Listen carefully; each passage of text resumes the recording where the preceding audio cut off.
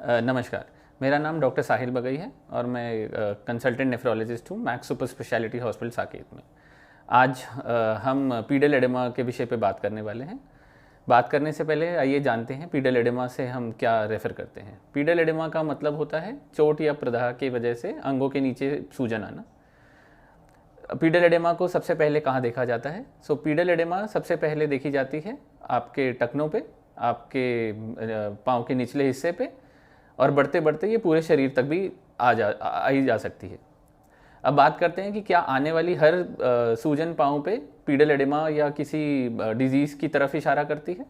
तो कुछ सामान्य स्वेलिंग्स भी होती हैं जो पीडल एडेमा की तरह हमारे सामने आ सकती हैं।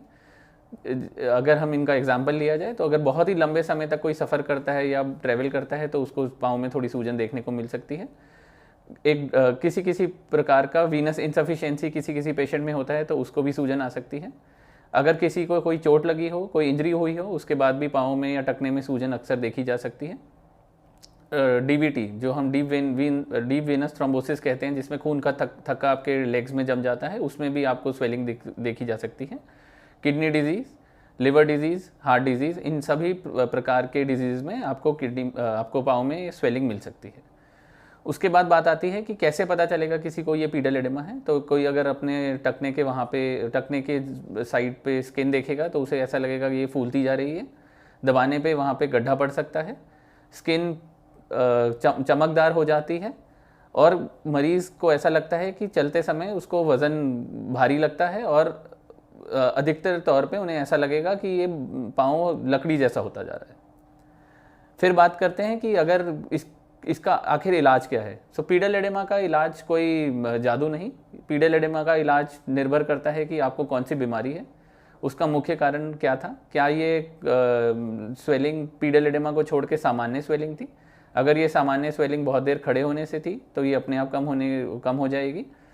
अगर ये किसी वजह से चोट लगने से स्वेलिंग थी तो जैसे ही चोट ठीक होगी आपकी स्वेलिंग ठीक होने के पूरे आसार हैं। अगर ये स्वेलिंग जैसे मैंने आपको बताया कि कोई खून का थक्का जमने की वजह से है तो उसका इलाज कोई सूजन दूर करने की दवाई नहीं, उसका इलाज है थक्के को रीऑर्गेनाइज कराना। इसके लिए हम ब्लड थिनर्स देते हैं।